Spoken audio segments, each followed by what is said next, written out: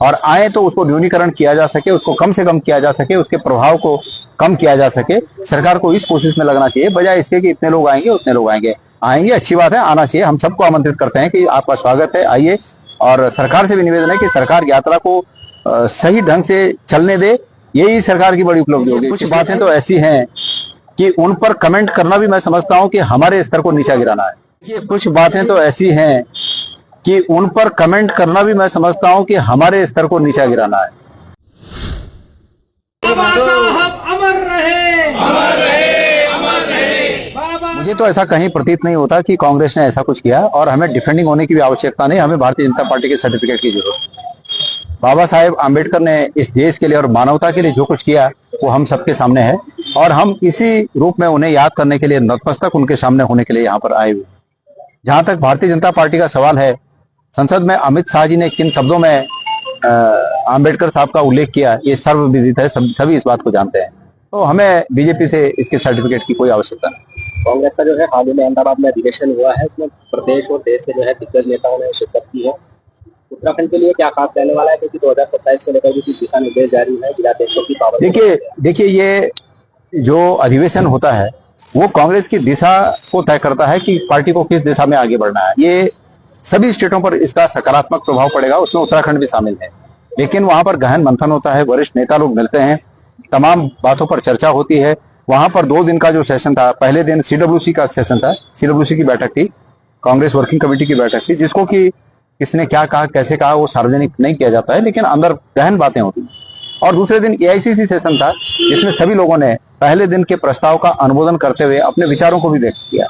तो मुख्य रूप से बात यह है कि पार्टी को अगले आने वाले समय में किस प्रकार से अपने को ऊर्जावान और ज्यादा मजबूती से करना है, और हमारे देश के ज्वलंत मुद्दों पर पार्टी का रुख क्या है, उनको जनता के बीच कैसे ले जाया जा सके, इन सब पर विचार विमर्श हुआ, और ये सब निश्चित रूप में पार्टी के लिए भी और देश के लिए भी फायदेमंद होगा।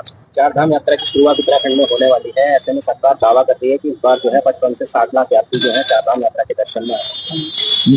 भाई अच्छी बात है, यात्रा में सभी लोग आए, अच्छी बात है। सरकार को कितने लोग आए इससे ज्यादा चिंता इस बात की करनी चाहिए कि सुरक्षा के तमाम पुख्ता इंतजामात हों, सड़कों की स्थिति ठीक हो, आपदा संभावित जो आती रहती हैं उनको दृष्टिगत रखते हुए उसके उचित ऐसे प्रबंध हो कि आपदाएं ना आए, और आए तो उसको न्यूनीकरण किया जा सके, उसको कम से कम किया जा सके, उसके प्रभाव को कम किया जा सके। सरकार को इस कोशिश में लगना चाहिए, बजाय इसके कि इतने लोग आएंगे उतने लोग आएंगे। आएंगे अच्छी बात है, आना चाहिए, हम सबको आमंत्रित करते हैं कि आपका स्वागत है, आइए।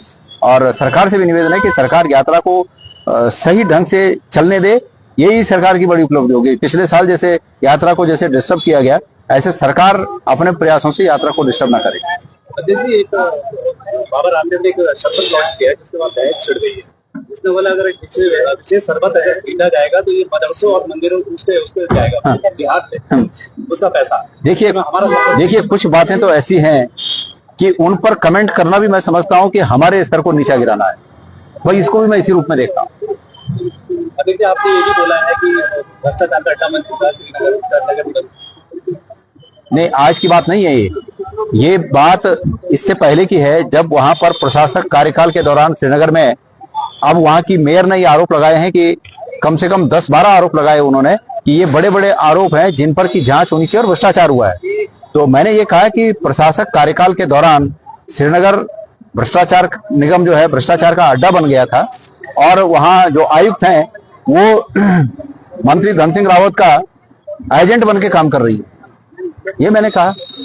अफसोस इस बात का है कि इतनी बड़ी बात के बाद भी मैंने जिलाधिकारी से भी बात की कि इन बातों की जांच होनी चाहिए, और अफसोस है कि इतनी बड़ी बातों के बावजूद भी नगर आयुक्त को वहां से नहीं हटाया जा रहा है। तो अपने आप में साबित होता है कि भ्रष्टाचार का अड्डा बना हुआ था।